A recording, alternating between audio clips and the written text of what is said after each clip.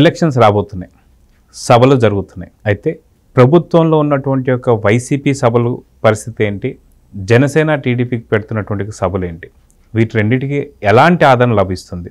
అయితే వీటి గురించి తెలుసుకోవడానికి మనతో పాటు సీనియర్ జర్నలిస్ట్ సత్యమూర్తి గారు ఉన్నారు, అడిగి తెలుసుకున్నాం. సార్ నమస్తే. నమస్కారం అండి. సార్, మహా అంటే ఒక 50 రోజుల్లో కూడా ఎన్నికలు లేదు. ఇలాంటి టైంలో ప్రత్యేకంగా సభలు అంటే చాలా గట్టిగా జరగాలి. అయితే ప్రభుత్వంలో ఉన్నటువంటి ఒక సభలు జరుపుతున్నారు వైసీపీ పార్టీ. అది కాకుండా ఇక్కడ జెండా సభలను కూడా జరుగుతున్నాయి. ఇవి కాకుండా కదిలిరా సభలు కూడా జరుగుతున్నాయి. ఈ సభల్లో ఎలాంటి వ్యత్యాసం మనం చూడవచ్చు సార్? ఇది ఏంటి అంటే తెలుగుదేశం పార్టీ రా కదలిరా అని ఒక ప్రోగ్రాం తీసుకున్నది. ఆ ప్రోగ్రాంలో వేరియస్ ప్లేసెస్లో పెద్ద మీటింగులు పెడుతూ ఉన్నారు. అదేవిధంగా జనసేన కూడా మీటింగులు పెట్టుకుంటూ ఉంది. నిన్న తాడేపల్లి గూడెంలో జనసేన తెలుగుదేశం కంబైన్డ్ మీటింగ్ పెట్టారు. ఈ కంబైన్డ్ మీటింగు అది ఎట్లా జరిగింది అనేది చూద్దాం. ఇంకొక వైపు ఏంటి అంటే అధికారంలో ఉన్న వైసీపీ సిద్ధం అని చెబుతూ మీటింగులు పెట్టింది. జనరల్గా ఏంటి అంటే అన్ని పార్టీలు సిద్ధంగానే ఉంటాయి, ఎలక్షన్ల కోసమే కదా పార్టీలు పనిచేసేది. సిద్ధం అని చెప్పి జగన్మోహన్ రెడ్డి మీటింగులు పెట్టడం మొదలుపెట్టాడు. మీటింగులు పెట్టడం మొదలుపెట్టి అసలు సిద్ధం అని అపోజిషన్ అంటుంది, ప్రతిపక్షం అంటుంది మేము సిద్ధంగా ఉన్నాం నువ్వే కాదు అనాలి. అటువంటిది ఇక్కడ రివర్స్, ప్రభుత్వమే సిద్ధం అంటుంది. ప్రభుత్వమే సిద్ధం అంటుంది. ప్రభుత్వం ఎప్పుడు సిద్ధంగానే ఉంటుంది కదా. సో అధికారంలో ఉన్న పార్టీ మీటింగు పెట్టినప్పుడు ఖర్చు గవర్నమెంట్ పెట్టుకుంటుంది. ఆర్టీసీ బస్సులు ఉంటాయి, ఆర్టీసీ అన్నీ బంద్ చేసేసి మొత్తం మీటింగ్కి జనాలు తరలించే పనిలోనే ఆర్టీసీ బస్సులన్నీ నిమగ్నమై ఉంటాయి. స్కూల్ బస్సులు ఉంటాయి కదా, ఆ స్కూళ్ళకి డిఈఓ ఫోన్ చేస్తే ఆ స్కూల్ బస్సులు కూడా ఇచ్చేస్తారు. స్కూల్ పిల్లలు కూడా వస్తారు, స్కూల్ పిల్లలకి సెలవు ఇచ్చేస్తారు. ఏమైనా ఎగ్జామ్స్ ఉంటే పోస్ట్పోన్ చేసేస్తారు. వచ్చిన వాళ్ళకి మందు బిర్యానీ అవన్నీ ఇచ్చేస్తారు. ఈ తరహా బందోబస్తులు ఉంటాయి, ఏర్పాట్లు ఉంటాయి. పోలీసులు కూడా సహకరిస్తారు. మనం సిద్ధం మహాసభలు చూసాం కదా, పోలీసులు కూడా సహకరిస్తారు. సహకరించి వాళ్ళకి సభ సజావుగా జరగటానికి ఏర్పాటు చేస్తారు. ఈ విధమైన మీటింగు అంటే ప్రభుత్వ లాంఛనాలతో జరిగే మీటింగులు సిద్ధం సభలు. జనసేన తెలుగుదేశం పెడుతున్న సభలు ఏంటంటే వీటికి ఇక్కడున్న పరిస్థితికి వ్యతిరేకంగా ఉంటుంది. ఆర్టీసీ బస్సులు ఇవ్వరు, స్కూల్ బస్సులను రానివ్వరు. వీళ్ళు ఏదన్నా ప్రైవేట్ బస్సులను ఏదన్నా పెట్టుకుంటే 42 మంది ఉండాల్సిన బస్సులో 43 మంది ఉన్నారని సీజ్ చేస్తారు. నాయకుల్ని హౌస్ అరెస్ట్ చేస్తారు. పోలీసులు కోఆపరేట్ చేయరు. ట్రాన్స్పోర్ట్ డిపార్ట్మెంట్ ఎక్కడికక్కడ బస్సుల్ని వాటిని ఆపేస్తుంది. ఖర్చు పొలిటికల్ పార్టీలే పెట్టుకోవాలి, కావాలని ట్రాఫిక్ జామ్ చేస్తుంటారు. ట్రాఫిక్ జామ్ ఇటువంటి రకరకాల ప్రతిబంధకాలు పెడుతూ ఉంటారు. అంటే ప్రజలు ఫ్రీగా అటు నుంచి ఇటు నుంచి అటు వెళ్ళటానికి రిస్ట్రిక్షన్స్ పెట్టేస్తారు. ఎక్కడా లేకుండా అసలు ప్రజలు రాకుండా పక్కడబందీగా బందోబస్తుగా ఏర్పాట్లు చేస్తారు. మామూలుగా మీటింగ్ అంటే ఎక్కడన్నా సెంటర్ పాయింట్ చూసి పెట్టుకోవాలి. ఆ సెంటర్ పాయింట్కి అక్కడి నుంచి అంటే హైవే నుంచి అక్కడికి ఆటోలో గీటోలో ఏదన్నా పెట్టుకుంటే ఆటోల్ని కూడా బంద్ చేసిన సందర్భాలు మనం చూసాం. చాలా మీటింగులు మనం శంకరావం అని లోకేష్ మీటింగ్ పెడితే దానికి కనీసం ఆటోలను కూడా రానివ్వాల. ఈ తరహా ఏర్పాట్లు అంటే ప్రతికూల పరిస్థితుల మధ్య ప్రతిపక్షాలు మీటింగులు పెట్టుకోవాల్సిన పరిస్థితి. తెలుగుదేశం జనసేన పరిస్థితేనా మిగిలిన వాటి పరిస్థితి, మిగిలిన ప్రతిపక్షాల పరిస్థితి ఎట్లా ఉంది అంటే మనం షర్మిలను చూసాం, ఆమెను కూడా అరెస్ట్ చేశారు. కాంగ్రెస్ పార్టీ నాయకులను అరెస్ట్ చేశారు. సిడబ్ల్యూసి మెంబరు గిడుగురు రుద్రరాజుని పోలీసులు అరెస్ట్ చేశారు. ఇదే కాదు, భారతీయ జనతా పార్టీ వాళ్ళని కూడా ఆ పార్టీ రాష్ట్ర అధ్యక్షురాలు పురంధేశ్వరి ఇప్పటికీ 2-3 ఉద్యమాలు చేపడితే ఎక్కడికక్కడ కదలకుండా పకడ్బందీగా ఏర్పాట్లు చేసేసి బీజేపీ నాయకులందరినీ అరెస్ట్ చేశారు.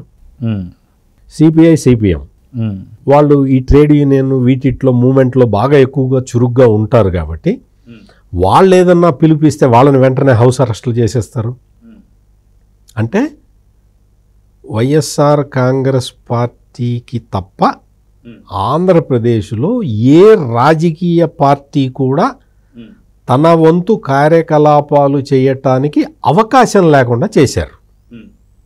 ఇంత చేసినా కానీ నిన్న మనం చూస్తాం ఈ జెండా మీటింగ్కి విపరీతంగా క్రౌడ్ వచ్చారు. ఎట్లా వచ్చారో తెలియదు. అంటే మోడ్ ఆఫ్ ట్రాన్స్పోర్ట్ కూడా లేదు కదా.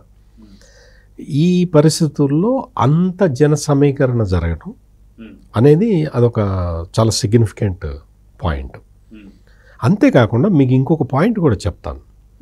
మీరు ఎప్పుడన్నా ఈసారి గమనించండి, మీరు చంద్రబాబు నాయుడు మీటింగ్స్ కానీ, పవన్ కళ్యాణ్ మీటింగ్స్ కానీ, జగన్ మీటింగ్స్ కానీ మీరు గమనించండి. జగన్ మీటింగ్స్లోనేమో ప్రజలు మధ్యలోనే వెళ్ళిపోతుంటారు.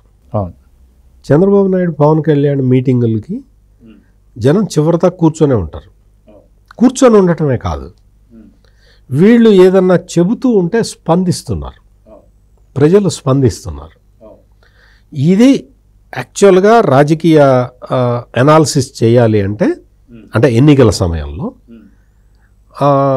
పరిశీలకులు అబ్జర్వ్ చేయాల్సిన పాయింట్లు ఇవి. అంటే చివరి లైన్లో కూర్చున్న వాడు కూడా వక్తకి స్పందిస్తున్నాడు అంటే ఆ పార్టీ అధికారంలోకి వచ్చేసినట్టు లెక్క. ఆ తరహా స్పందన చంద్రబాబు మీటింగుల్లో కనపడుతున్నది, పవన్ కళ్యాణ్ మీటింగుల్లోనూ స్పష్టంగా కనపడుతూ ఉన్నది. జగన్ మీటింగులో, సిద్ధం మీటింగులు వాటిలో పెద్దగా స్పందన కనపడలేదు. మనం చూసాం సిద్ధం రాప్తాడు సభలో అయితే మిట్ట మధ్యాహ్నం పూట మీరందరూ సెల్ ఫోన్లో టార్చ్ ఆన్ చేయండి అని చెప్తే, సెల్ ఫోన్ టార్చ్ ఆన్ చేస్తే ఎక్కడ కనపడుతుంది అక్కడ? రాత్రిపూట మీటింగులు అయితే సెల్ ఫోన్లో టార్చ్ లైట్ వేయండి అంటే ఆయన స్పందిస్తే టక్క టక్క టక్క మొత్తం కనపడాలి. సెల్లో లైట్లు కనపడతాయి, పటపగలేం కనపడతాయి.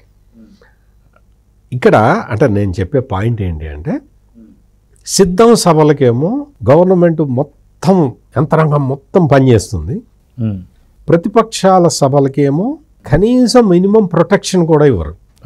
ఈ తరహా మీటింగులు ఉంటాయి కాబట్టి అందుకనే మనం ఈ రెండింటినీ కంపేర్ చేసుకోవాల్సిన అవసరం కనపడుతూ ఉన్నది.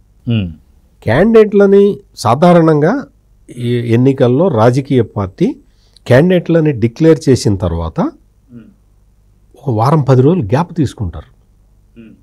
ఎందుకో తెలుసా? ఈ టికెట్లు రాని వాళ్ళు వచ్చి గొడవ చేస్తారని. టికెట్లు రాని వాళ్ళు ఉంటారు, ఆడు మీటింగ్లోకి వచ్చేసి ఆడు గొడవ చేశాడు అనుకో. అందుకని చెప్పి ఒక వారం 10 రోజులు గ్యాప్ తీసుకుంటారు. ఏ రాజకీయ పార్టీ అయినా సాధారణంగా చేసే పని ఇది.